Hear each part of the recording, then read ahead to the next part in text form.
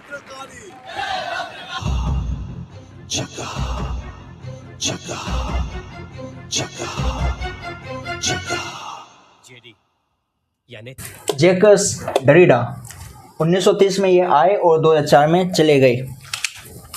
तो ये एक फ्रेंच क्रिटिक, और ये क्यों पॉपुलर है? क्योंकि इन्होंने जो अपने वर्क पब्लिश कराए उसके बाद से पोस्ट स्ट्रक्चरलिज्म स्टार्ट हो गया। ठीक है, इस वीडियो के थ्रू आपके डेटा के जो भी कॉन्सेप्ट्स की टर्म्स वो सब आज क्लियर हो जाने वाले हैं। ठीक है, तो हम क्या क्या पढ़ने वाले हैं इसके अंदर, इनकी कुछ की टर्म्स है वो जानने वाले हैं। Difference, binary oppositions, logocentrism, phonocentrism, arche writing, supplement और ये सब। अगर जो इतने सारे नाम सुनकर आप डर गए हो और आपने वीडियो पहले ही बंद कर दिया है तो कोई बात नहीं, जो लोग अभी भी देख रहे हैं डरने वाली कोई बात नहीं है। आराम से सिंपली सभी की टर्म्स को आज डिकंस्ट्रक्ट करने वाले हैं। ठीक है, शुरू करते हैं। टन। तो अगर जो आप ये वीडियो देख रहे हो तो मैं मान के चलता हूँ कि आप सोसोर के बारे में आपको पहले से पता होगा। तो मोटा मोटा मैं बता देता हूँ कि जैसे मैंने कोई वर्ड बोला, जैसे मैंने बोल दिया कैट, अब आपके माइंड में कोई भी कैट आ रही हो, लाल, पीली, हरी, नीली, किसी भी तरह की, उसके अंदर कुछ चीज़ें कॉमन होगी। जैसे कि उसके 4 पैर हो गए, वो म्याऊ म्याऊ की आवाज़ निकालती होगी, वो एक पेट एनिमल है, साइज उसका इतना सा है। तो ये सब चीज़ें कॉमन होती हैं। तो जिस चीज़ को एक कॉन्सेप्ट बोला जाता है। ठीक है, इतना समझ में आया कि जैसे मैंने कोई वर्ड बोला कैट या कोई भी वर्ड, तो वो वर्ड सुनते ही, जैसे आपने वो वर्ड सुना, आपके दिमाग में कोई इमेज बनती है, कोई कॉन्सेप्ट क्रिएट होता है, कोई आइडिया आता है। तो जो वर्ड मैं बोल रहा हूँ वो है सिग्निफायर, और जो इमेज आपके माइंड में बन रही है वो होता है सिग्निफाइड। याद कैसे रहेगा, मैंने पहले ही बताया था। सिग्निफाइड लास्ट में क्या आया हुआ है, डी, मतलब दिमाग। जो भी इमेज, जो भी कॉन्सेप्ट, जो भी आइडिया आपके दिमाग में आ रहा है उसको बोलेंगे सिग्निफाइड। ठीक है, आसान है, इसको मैं ज़्यादा नहीं समझाने वाला क्योंकि ये चीज़ें मैं पहले ही करा चुका हूँ। तो अभी तक सब ठीक जा रहा था। हम समझ चुके थे कि एक सिग्निफायर से हम सिग्निफाइड की तरफ जाते हैं। ठीक है, नो डाउट, ओके। कि तभी वाइल्ड कार्ड एंट्री होती है जैकस डरिडा की। इन्होंने जो अपनी थ्योरीज है उनको पब्लिश कराया। हम 2 इंपॉर्टेंट वर्क्स इनके लिख लेते हैं। ठीक है, ऑफ ग्रामेटोलॉजी, ये एक बुक है जो कि 1967 में पब्लिश हुई थी, और दूसरा है essay, structure, sign and play in the discourse of human sciences. ये भी 1967 में ही आया था। अब ये तो बड़े आराम से याद हो जाएगा, काफ़ी छोटू सा नाम है, लेकिन ये नाम काफ़ी बड़ा है। Structure, sign and play in the discourse of the human sciences. अब इसको तो याद करना ही पड़ेगा, और कोई रास्ता नहीं है। आप कैसे भी साम दाम दंड भेद कैसे भी इसको याद करो, बट याद कर लेना क्योंकि एग्जाम के अंदर ही आपको ये लिख कर आना है। अब याद करो कि मैंने पुराने वीडियोस में बताया है कि स्ट्रक्चरलिज्म 1950s से 1970s के बीच में ये पीक पर था फ्रांस के अंदर। तो अभी यहाँ पे ये ईयर देखो 1967। तो जो पोस्ट स्ट्रक्चरलिज्म कब स्टार्ट हुआ, ये 1970s, लेट 1970s में ये पोस्ट स्ट्रक्चरलिज्म स्टार्ट हुआ। इस वीडियो में हम पोस्ट स्ट्रक्चरलिज्म के ऊपर ज़्यादा बातें नहीं करने वाले क्योंकि हमारा जो मेन फोकस है वो जैकस डरिडा के ऊपर रहने वाला है। ठीक है, तो वापस चलते हैं सोसोर के कॉन्सेप्ट्स पे। सोसोर ने 2 बातें बोली थी। क्या? पहली बात तो ये कि एक सिग्निफायर से हम एक सिग्निफाइड की तरफ जाते हैं। ठीक है, वीडियो के स्टार्टिंग में मैंने ये बात बता दी थी। ओके, और दूसरी बात जो उन्होंने बताई, जो इम्पोर्टेंट बात हमें याद रखनी है, वो ये कि कोई भी मीनिंग डिफरेंस के थ्रू आता है। A cat is a cat because it is not a lion. Okay, and a lion is a lion because it is not a cat. ये बातें मैंने डिटेल में अपनी सोसोर वाले वीडियो में बताई हुई है, पर आपको भी इतना याद रखना बस कि कोई भी किसी भी वर्ड का जो मीनिंग होता है वो होता है मीनिंग थ्रू डिफरेंस। ठीक है, और एक signifier will lead to a signified। ये 2 बातें किसने बताई? ये 2 बातें ससुर जी, ससुर, ठीक है। अब इसी को बेस बनाकर डेरिडा ने अपनी जो थ्योरीज है वो तैयार करी। उसने एक्स्ट्रा इसमें क्या बताया अब हमें वो जानने की जरूरत है। तो सोसो ने बता दिया कि किसी भी वर्ड का जो मीनिंग होता है, मीनिंग थ्रू डिफरेंस होता है और वो मीनिंग स्टेबल होता है। जैसे कि कैट वाला एग्जांपल मैंने बोला, कैट आपके माइंड में आया, कैट, अब जो कैट है जो सिग्निफाइड है वो एक स्टेबल मीनिंग है, ठीक है। बट डेरिडा ने क्या बोला, डेरिडा ने ये बोला कि जो अभी डिफरेंस के थ्रू जो मीनिंग हमारे पास आया है वो कोई फिक्स मीनिंग नहीं है। समझो इस बात को। जो आपने सोसोर को पढ़ा है तो आप ये सवाल कर सकते हो कि सूरज, ये बात तो खुद सोसोर भी बोलते हैं कि कोई भी मीनिंग फिक्स नहीं होता, by time to time, by culture to culture किसी भी वर्ड का जो मीनिंग है वो बदलता रहता है। जैसे बिल्ली है, हिंदी में उसको बिल्ली बोल देते हैं, फ्रेंच में उसको छा बोल देते हैं, इंग्लिश में उसको कैट बोल देते हैं। और मान लो आज से 50 या फिर 100 साल बाद हमने जो कैट वर्ड है वो बिल्ली के लिए यूज़ ना करके किसी और जानवर के लिए यूज़ करना स्टार्ट कर दिया। पॉसिबल है ना। ये बात तो खुद सोसोर भी बोलता है कि कोई भी जो मीनिंग होता है वो फिक्स नहीं होता है। लेकिन जो बात समझने की है अब वो समझो। सोसोर लास्ट में ये बोलता है कि फिर भी चाहे कुछ हो जाए, आंधी आए या तूफान आए, एक signifier will lead to a signified. अब मान लो वही एग्जांपल वापस लेता हूँ मैं, 50-100 साल बाद किसी और जानवर को हमने कैट बोलना स्टार्ट कर दिया, फिर भी कोई ना कोई तो मेंटल इमेज बनेगी ना। भले वो कोई भी जानवर क्यों ना हो, उसकी कोई ना कोई तो इमेज, कोई ना कोई तो मेंटल इमेज हमारे दिमाग में बनेगी ना। तो चाहे कुछ भी हो जाए एक सिग्निफाइड तो आएगा ना। किसी भी सिग्निफायर का एक सिग्निफाइड डेफिनेटली बनेगा। ये बात सोसोर ने बोल दी। अब इसका विरोध किया डेरिडा ने। डेरिडा ने बोला नहीं भैया सोसोर, एक signifier will not lead to a signified but it will lead to a another signifier. अब ये क्या बात हुई, अभी तो हम ये पढ़ते आए थे कि एक सिग्निफायर से एक सिग्निफाइड की तरफ जाया जाता है। अब डेरिडा ये क्या बात बोल रहा है कि एक सिग्निफायर से हम दूसरे सिग्निफायर की तरफ ही जाते हैं। तो क्या सिग्निफाइड की तरफ क्या कभी हम पहुंच पाते भी है या नहीं? तो जवाब है नहीं, क्योंकि कोई सिग्निफाइड होता ही नहीं है। हाँ, ये बात तो डेरिडा ने बोली कि कोई सिग्निफाइड जैसे कोई चीज़ है ही नहीं। एक सिग्निफायर से हम जाएंगे दूसरे सिग्निफायर की तरफ, दूसरे सिग्निफायर से हम जाएंगे तीसरे सिग्निफायर की तरफ, और सिग्निफायर से सिग्निफायर से सिग्निफायर से ये सफ़र ऐसे चलता रहेगा। हम कभी भी सिग्निफाइड, क्योंकि सिग्निफाइड था क्या, एक फिक्स्ड मीनिंग, वही तो था सिग्निफाइड कि एक फिक्स्ड मीनिंग हमारे दिमाग में आ रहा है। अब उसको हमें और ज़्यादा डिकोड करने की कोई ज़रूरत नहीं है, ठीक है। पर अब ध्यान से सोचो, मैंने जैसे बोला कैट, आपके माइंड में एक मेंटल इमेज बनी एक बिल्ली की, ठीक है। क्या जो अभी एक मेंटल इमेज आपके दिमाग में आई है, एक कैट की जो मेंटल इमेज आपके दिमाग में आई है, क्या बस वो कैट बोलने से ही आई है? दिमाग की बिल्लियाँ दौड़ाओ, सोचो इस बारे में। आप एक कैट की मेंटल इमेज बना पा रहे हो क्योंकि आपको पहले से ही पता है कि एक पेट एनिमल क्या होता है, एक म्याऊ म्याऊ करने वाला एनिमल कौन सा होता है, एक डोमेस्टिक एनिमल कौन सा होता है। तो बेसिकली ये सभी डिफरेंट डिफरेंट जो सिग्निफायर्स है, डोमेस्टिक, पेट एनिमल, म्याऊ म्याऊ, शेर की मौसी, बिल्ली, ये सभी क्या है, सिग्निफायर तो है। ये सभी सिग्निफायर मान लो जो नहीं होते, मान के चलो ये जो नहीं होते इनको निकाल दो, है ही नहीं ये। तो अब सोचो, अब क्या तुम एक कैट की इमेज भी बना पाते सिर्फ कैट बोलने से? नहीं बना पाते। यही तो बात है, ये तो बात है जो डेरिडा बताना चाहते हैं कि हम जैसे ही एक सिग्निफायर कैट हमने वर्ड सुना तो सोसोर के हिसाब से हमारे जो ब्रेन में ऑटोमेटिकली क्या बन जाना चाहिए था, एक सिग्निफाइड, जो कि बनता भी है ऑब्वियसली। पर डेरिडा ने बोला कि वो सिग्निफाइड नहीं है, वो तो बस एक दूसरा सिग्निफायर है जो कि दूसरे सिग्निफायर से बना है।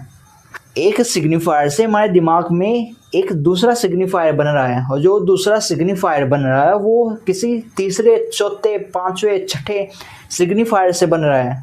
तो हर तरफ बस सिग्निफायर है। इसको मैं भी और अच्छे से समझाता हूँ। देखो, तो आपको समझाने के लिए मैंने यहाँ पे कुछ रैंडम वर्ड्स लिख दिए हैं, तो सोसोर ने क्या बोला था, a cat is a cat because it is not a rat. ठीक है, तो कैट का रिलेशन है रैट के साथ। A rat is a rat because it is not a bat. A cat is also a cat because it is not a bat. मैं क्या समझाने की कोशिश कर रहा हूँ, देखो ये सभी आपस में एक दूसरे से जुड़े हुए हैं। मैं ये प्रूव करने की कोशिश कर रहा हूँ और इसी चीज को बोलते हैं स्ट्रक्चरल नेटवर्क, जहाँ पे किसी एक वर्ड का मीनिंग दूसरे वर्ड की वजह से आ रहा है। ठीक है, समझे प्यारे इतनी बात। अगर जो हम इन सारे वर्डों को हटा दे, बस एक कैट को यहाँ पे रखे, तो क्या हम समझ पाएंगे कि ये क्या है? नहीं समझ पाएंगे, क्योंकि हमें पता होना चाहिए कि कैट कैसे अलग है किसी रैट से, किसी बैट से, किसी लायन से। ठीक है, तो किसी भी वर्ड का जो मीनिंग होता है वो डिफरेंस के थ्रू आता है और रिलेशनल होता है बाकी सभी वर्डों के साथ। ये बात तो सोसो ने बता दी और उन्होंने क्या बोला, जो कैट जो सिग्निफाइड बनेगा वो होगा एक प्योर इंडिपेंडेंट फिक्स मीनिंग, एक सर्टेन मीनिंग। ठीक है, पर डेडा ने आकर बोल दिया कि नहीं भाई ऐसा नहीं होता। कैसे नहीं होता? ये जो मेंटल इमेज आपने बनाई है इसको ध्यान से देखिए। क्या ये इमेज बनी नहीं बाकी वर्डों से? एनिमल, पेट, फर, म्याओ, टाइगर फैमिली एक्स्ट्रा। इस मेंटल इमेज को ध्यान से देखिए, क्या ये बन पाती बिना दूसरे सिग्निफायर्स के? नहीं बन पाती। तो जो ये मेंटल इमेज बनी आपके दिमाग में, क्या ये एक प्योर इंडिपेंडेंट है? नहीं है। अभी भी ये जो सिग्निफायर्स है उनसे साथ ये जुड़ी हुई है और उनसे अलग भी नहीं हो सकती, और जब तक ये अलग नहीं होगी तो कोई सिग्निफायर नहीं बनेगा। तो इसलिए डैडा ने बोला कि कोई सिग्निफायर होता ही नहीं है। जिनको अभी भी समझ में नहीं आया तो एक लास्ट एग्जांपल है, डिक्शनरी ओपन करिए, उसमें देखिए कैट का मतलब क्या होता है, व्हाट इज अ कैट। तो आप पाओगे मीनिंग आ गया कि कैट इज एन एनिमल। फिर आप देखना एनिमल क्या होता है, तो उसमें आएगा एक 4 लेग लिविंग क्रिएचर। तो उसमें फिर देखना लिविंग क्रिएचर क्या होता है। अब ऐसे चलता रहेगा चलता रहेगा चलता रहेगा, कभी खत्म ही नहीं होगा। एक पॉइंट पर आकर आपको ये एज्यूम करना पड़ेगा, आपको मानना पड़ेगा कि हाँ भाई यही मीनिंग होता है, क्योंकि आप और ज़्यादा उसको सर्च ही नहीं कर पाओगे। तो हम भी तो ऐसा करते हैं, जैसे मेरे माइंड में मेंटल इमेज बनी कैट की, तो मैंने एज्यूम कर लिया कि हाँ ये लास्ट प्योर इंडिपेंडेंट मीनिंग है, पर वो ऐसा नहीं है। तो किसी भी वर्ड का जो मीनिंग है वो कभी भी फिक्स नहीं होता है, ये बात तो है। और साथ ही साथ अभी यहाँ पे क्या हो रहा है, कैट एक एनिमल क्या है, एक लिविंग क्रिएचर, एक लिविंग क्रिएचर क्या है, वो ये है, ये क्या है, वो ये है, ये क्या है, वो ये है। ये क्या हो रहा है, जो मीनिंग है वो पोस्टपोन्ड हो रहा है। पहले मीनिंग यहाँ पर था, फिर हमने उसको और सर्च किया तो वो यहाँ पे आ गया, फिर यहाँ पे, फिर यहाँ पे, फिर यहाँ पे। पोस्टपोन ही तो हो रहा है, हम उस तक पहुँच नहीं पा रहे हैं। चाहे हम कुछ भी कर ले, चाहे कुछ भी, हम कभी भी उस तक नहीं पहुँच पाएंगे। वो हमेशा हमसे एक कदम आगे ही रहेगा, ऐसा समझो। अब आपके सामने ये एक ऑप्टिकल इल्यूजन आया होगा, आपने कभी बचपन में भी देखा होगा इसको। तो इसमें जो ये डॉट है, आप फोकस करने या ट्राई करना, ये गायब हो जाएगा और फिर कहीं और पोस्टपोन्ड हो जाएगा। इसको ऐसे समझो कि ये मीनिंग है, आप कितना भी ट्राई कर लो उसको पकड़ने का, आप कभी पकड़ नहीं पाओगे। वो हमेशा पोस्टपोन्ड होता रहेगा, होता रहेगा, होता रहेगा। ठीक है, इतना समझ में आ गया। अब इसी से जो एक कॉन्सेप्ट क्रिएट होता है, अब उस पर आते हैं जिसका नाम है डिफरेंस। तो समझ में आ गया ना कि मैं क्या बता रहा हूँ, कि सोसो ने क्या माना, सोसो ने ये माना कि डिफरेंस के थ्रू हमें मीनिंग मिल जाएगा, और वो मीनिंग एक स्ट्रक्चरल नेटवर्क के अंदर क्या होगा, फिक्स होगा, सर्टेन होगा, एब्सोल्यूट होगा। ठीक है, पर डैडा ने आकर बोला कि वो मीनिंग भी फिक्स नहीं होगा, वो हमेशा पोस्टपोन होता रहेगा, होता रहेगा, होता रहेगा। तो उनका जो अगला कॉन्सेप्ट हम जो पढ़ने वाले हैं उसका नाम है डिफरेंस। अब डिफरेंस तो आपको पता है, पर यहाँ पे ए क्यों लगा दिया मैंने? एक्चुअली जो डैडा उन्होंने जानबूझ कर ये स्पेलिंग ऐसे लिखी हुई है, तो इसको सिंपली समझते हैं बड़े प्यार से।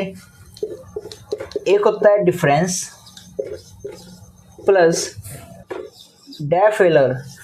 ठीक है, अब ये तो मैंने बता दिया कि ये सोसोर का कॉन्सेप्ट है, meaning through difference. A cat is a cat because it is not a lion. ठीक है, पर अब जो वो कैट का जो मीनिंग आएगा वो कोई फिक्स मीनिंग नहीं होगा, वो पोस्टपोन होता रहेगा होता रहेगा होता रहेगा।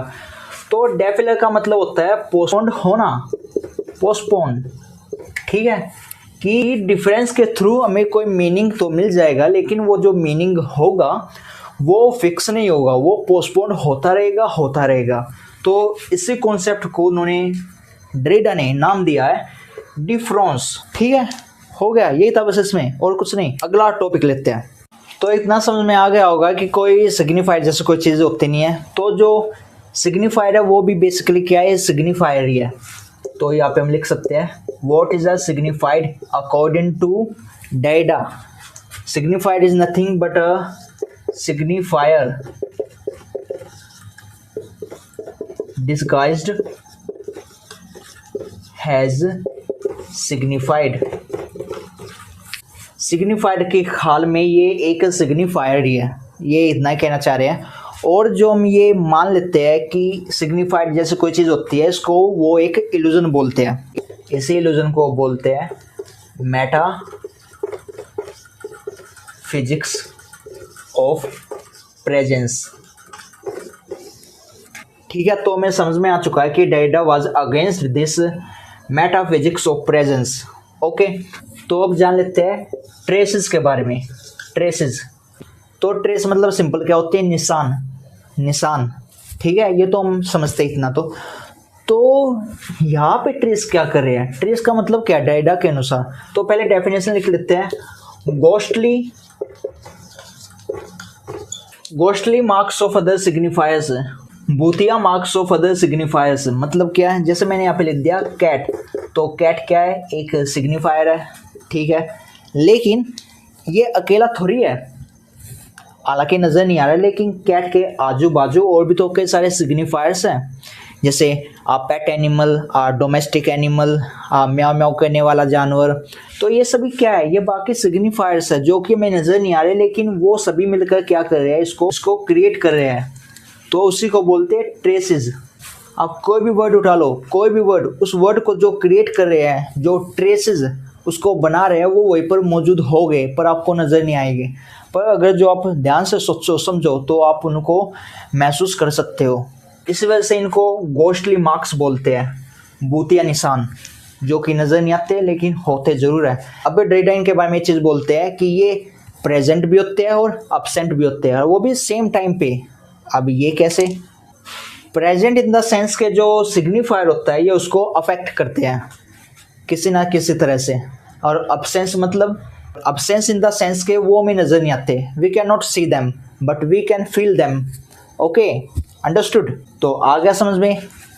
Every signifier carries the traces of other signifiers and one signifier can never actually exist in independence. तभी तो बोलते हैं कि हर सच्चाई में एक झूठ छिपा होता है। So now has we done with this concept, we can move on to the next one and which is the logocentrism, okay. मेरी उम्र के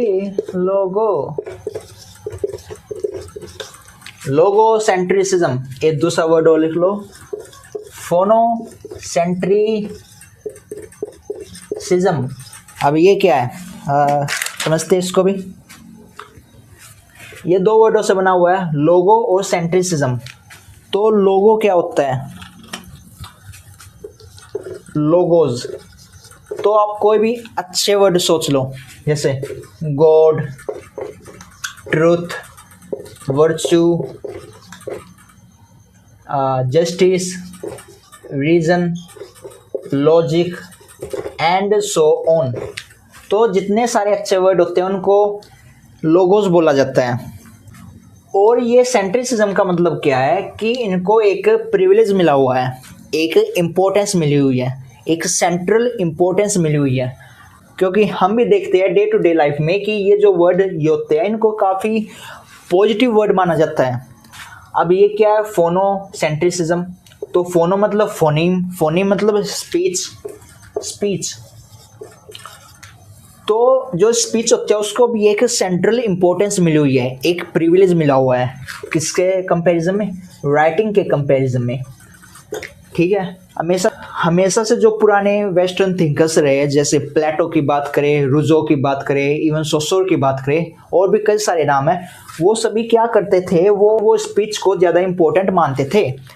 वो हमेशा से स्पीच को ऊपर रखते थे, किसके कंपैरिजन में, राइटिंग के कंपैरिजन में। आ गया समझ में।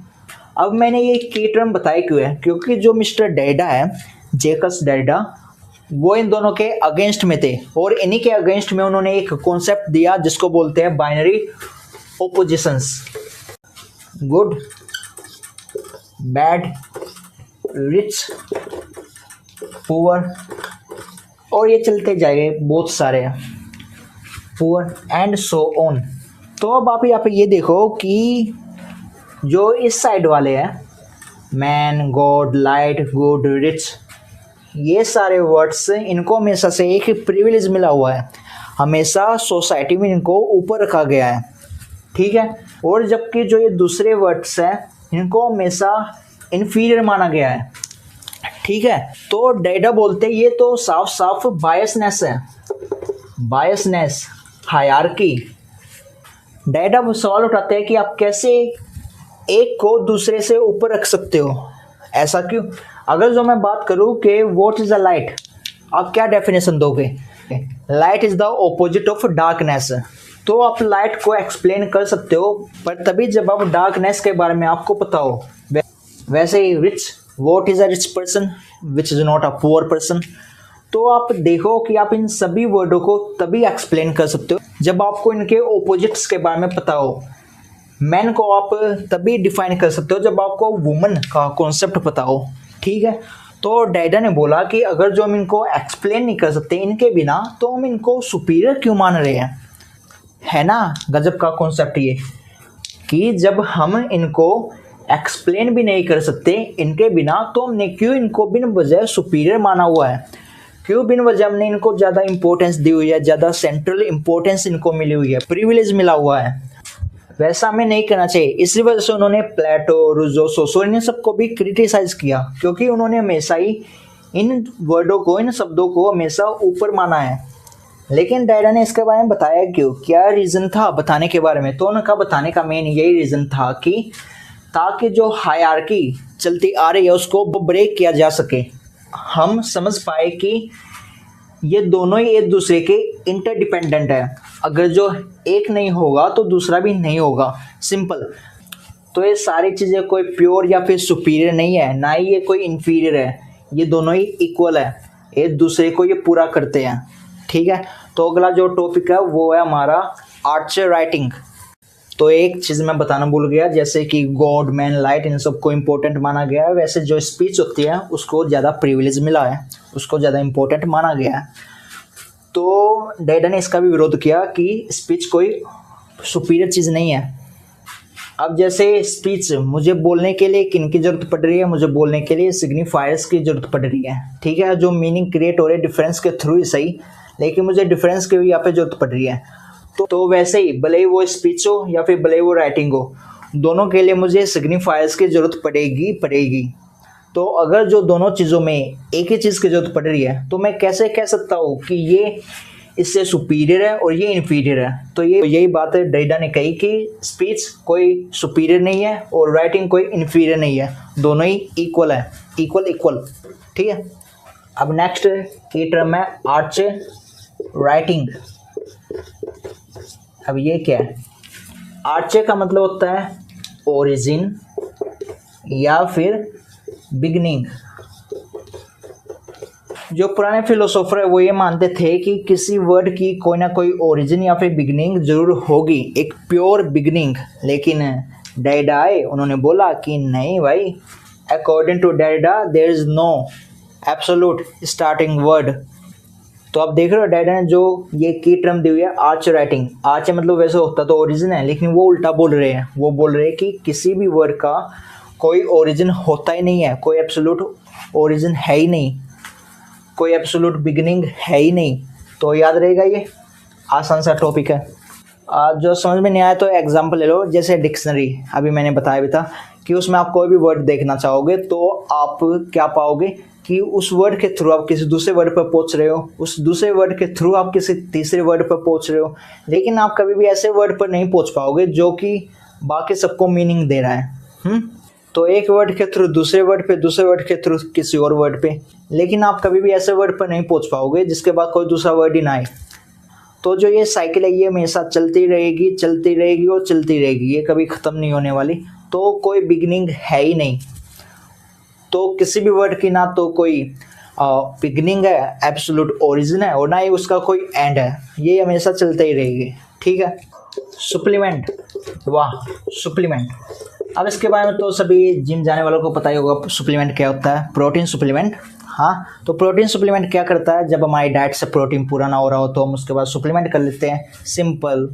लेकिन यहाँ पे सप्लीमेंट का क्या मतलब है, वही मतलब है जब कोई चीज़ पूरी नहीं हो पाती तो हम उसको पूरा करने के लिए सप्लीमेंट का यूज़ करते हैं। ठीक है। अब जो मैंने अभी बताया था कि जो स्पीच है उसको हमेशा से ही इम्पोर्टेंस ज़्यादा मिली है इन कंपैरिजन टू राइटिंग। तो जो वेस्टर्न थिंकर्स है जैसे प्लेटो हुआ, रूजो हुआ, ये सभी क्या बोलते थे कि जो राइटिंग है वो एक सप्लीमेंट है, एक एक्स्ट्रा चीज़ है। तो इसको क्रिटिसाइज करते हुए जो डाइडा है, डाइडा ने क्या बोला, उन्होंने ये बोला कि अगर जो स्पीच अपने आप में सफिशिएंट होती तो उसको राइटिंग की जरूरत ही क्यों पड़ती। ठीक है। तो अगर जो चीज़ पहले से कंप्लीट नहीं है उसको इतना ज़्यादा प्रिविलेज क्यों मिल रहा है, ये बात डाइडा ने बोली। नहीं आया समझ में? नहीं आया? ठीक है। देखो, अब ये पानी का गिलास है, अब ये यहाँ तक भरा हुआ है, देख पा रहे हो। अब मुझे इस गिलास को भरने के लिए और पानी डालना पड़ेगा। ठीक है, ये बात तो समझ में आ गई। तो जो वो एक्स्ट्रा पानी आएगा वो क्या है, वो सप्लीमेंट है। पर ये भी तो सच्चाई है कि ये पहले से अधूरा था जिस वजह से मुझे सप्लीमेंट की ज़रूरत पड़ रही है। तो अगर जो ये पूरा होता तो मुझे सप्लीमेंट की ज़रूरत ही क्यों पड़ती। तो डाइडा ने ये बोला कि जो स्पीच होती है वो भी इस गिलास के पानी के जैसी है कि वो पहले ही, कि आप उसको इतना इम्पोर्टेंस दे रहे हो लेकिन वो तो पहले से कंप्लीट नहीं है। कहाँ है कंप्लीट? अगर वो कंप्लीट होती तो उसको सप्लीमेंट की ज़रूरत ही क्यों पड़ती। आया समझ में? आया? Something that both adds, add भी करता है ना, टू एंड रिवील्स, और साथ ही साथ क्या रिवील करता है कि वो चीज़ पहले से कंप्लीट नहीं थी। Absence with in what seemed complete. तो रूजो ने क्या माना, रूजो ने माना कि जो स्पीच है वो अपने आप में कंप्लीट है और राइटिंग तो बस एक सप्लीमेंट है। तो उसी बात को क्रिटिसाइज करते हुए डाइडा ने बोला कि अगर वो चीज़ पहले से कंप्लीट होती तो फिर सप्लीमेंट की क्या ज़रूरत थी। ठीक है, बस यही था इसमें। और अब आ जाते हैं सबसे ज़रूरी कॉन्सेप्ट पे जिसका नाम है डीकंस्ट्रक्शन। ये सबसे इम्पोर्टेंट है पर वो जानने में ज़रूरी थे। तो इससे पहले मैं ये कराऊँ तो मैं पहले ये बता दूं कि कुछ लोग डाइडा पे इल्ज़ाम लगाते हैं कि डाइडा तो ये बोलते हैं कि कोई मीनिंग ही नहीं होता। डाइडा ने कभी भी ये बात नहीं बोली कि कोई मीनिंग होता ही नहीं है। डाइडा ने हमेशा ये बात बोली है कि कोई एक मीनिंग नहीं होता, देयर आर मल्टीपल मीनिंग्स। और यही बात साबित करने के लिए कि कोई भी टेक्स्ट, कोई भी स्टेटमेंट, उसका कोई एक मीनिंग नहीं होता, वो डीकंस्ट्रक्शन को लेकर आए थे। तो पहले लिटरल मीनिंग की बात कर लेते हैं कि what is the literal meaning of deconstruction, the opposite of construction. Construction समझते हो आप? जब भी कोई इमारत बनाते हैं तो उसको हम कंस्ट्रक्ट करते हैं। जैसे ये मेरा पेन है, इसको मैं अभी, ठीक है, अब ये पुर्जा मैंने कर दिया इसको। तो अब जो मैं इस पेन को फिर से बनाऊंगा, अब ये मैं क्या कर रहा हूँ, मैं इसको कंस्ट्रक्ट कर रहा हूँ। ठीक है, तो मैंने इस पेन को कंस्ट्रक्ट कर दिया। लेकिन अभी जो मुझे इस पेन को डीकंस्ट्रक्ट करना हो तो मैं फिर से क्या करूँगा, मैं इसको फिर से खोल दूंगा। तो बेसिकली जो लिटरल मीनिंग होता है डीकंस्ट्रक्शन का वो होता है to break down something, to disassemble something. लेकिन जो लिटरेरी मीनिंग होता है वो डिफरेंट है, वो समझना ज़रूरी है। तो ये एक डेफिनेशन मैंने यहाँ पे लिख दिया जो कि आप एग्जाम में चेक करा सकते हो। It is a way of revealing. क्या रिवील करता है ये? Hidden contradictions, assumptions and instabilities within our text. कोई भी टेक्स्ट होता है, कोई भी स्टेटमेंट होती है, कोई भी वर्ड होता है तो उसके अंदर कुछ ना कुछ हिडन कॉन्ट्राडिक्शंस होते ही होते हैं, क्योंकि लैंग्वेज अपने आप में क्या है, लैंग्वेज इज अनस्टेबल। तो डीकंस्ट्रक्शन के थ्रू हम उन इनस्टेबिलिटीज़, उन कॉन्ट्राडिक्शंस को उजागर कर सकते हैं, जिसकी वजह से क्या होगा, जो कि उस टेक्स्ट, उस स्टेटमेंट का जो डोमिनेंट एपरेंट मीनिंग है वो कमज़ोर हो जाएगा। एग्जाम्पल कई सारे दे सकता हूँ मैं इसके, और ये काफ़ी फ़नी भी है। लाइक जब आप डीकंस्ट्रक्शन को अपने आप से पढ़ोगे तो आप पाओगे कि ये एक बड़ी ह्यूमरस टेक्निक है। जैसे ब्रिटेन पार्लियामेंट ने लिख दिया कि पार्लियामेंट के अंदर Indians and dogs are not allowed. ठीक है, अब मैं इंडियन हूँ, मैं चला गया ब्रिटेन में, वहाँ जाने के बाद मैंने वहाँ की सिटीजनशिप ले ली, अब मैं बन गया ब्रिटिश, तो मैं अब वहाँ पे एंट्री कर सकता हूँ। रही बात डॉग की, डॉग मैं नहीं ले जाऊँगा, लेकिन उसके बजाय मैं कोई दूसरा जानवर ले जा सकता हूँ, बफेलो, गाय वगैरह कुछ भी, क्योंकि उन्होंने ये तो नहीं बोला ना कि आप कोई दूसरा जानवर नहीं लेकर आ सकते। उन्होंने बस, क्योंकि उन्होंने ये बोला कि डॉग का अंदर आना मना है, पर उन्होंने ये तो नहीं बोला कि दूसरे जानवर अंदर नहीं आ सकते। तो ये कॉन्ट्राडिक्शन हो गया कि हमने कोई टेक्स्ट है, कोई स्टेटमेंट है, उसके अंदर कोई ना कोई, उसके अंदर कॉन्ट्राडिक्शन, कोई ना कोई कमजोरी हमने ढूंढ ली। बेसिकली डीकंस्ट्रक्शन का काम होता है किसी भी टेक्स्ट के अंदर कमजोरियां ढूंढना। अभी के लिए वीडियो काफ़ी लंबी हो चुकी है, तो इसको यहीं पे ख़त्म करते हैं। लेकिन डीकंस्ट्रक्शन के ऊपर मैं शायद कभी फिर कभी एक 5 या 10 मिनट लंबी एक वीडियो और बनाऊंगा, ताकि इसके बारे में ज़रा से और बातें कर सके, क्योंकि डीकंस्ट्रक्शन अपने आप में काफ़ी मज़ेदार है। और वैसे भी ये जो वीडियो है ये बस मोटा मोटा बताने के लिए थी, क्योंकि जो सीरीज़ है it is a series and introduction to literary theories, जहाँ पे जो मैं बेसिक्स है वो कवर करा रहा हूँ। इसी वजह से मैं ज़्यादा गहराई में नहीं जा रहा हूँ, और ऊपर से इनको अभी मैं कवर कर रहा हूँ, only from the surface level. ठीक है, तो आप पढ़ाई करते रहिए, अपना ध्यान रखना, मिलते हैं नेक्स्ट वीडियो में, बाय बाय।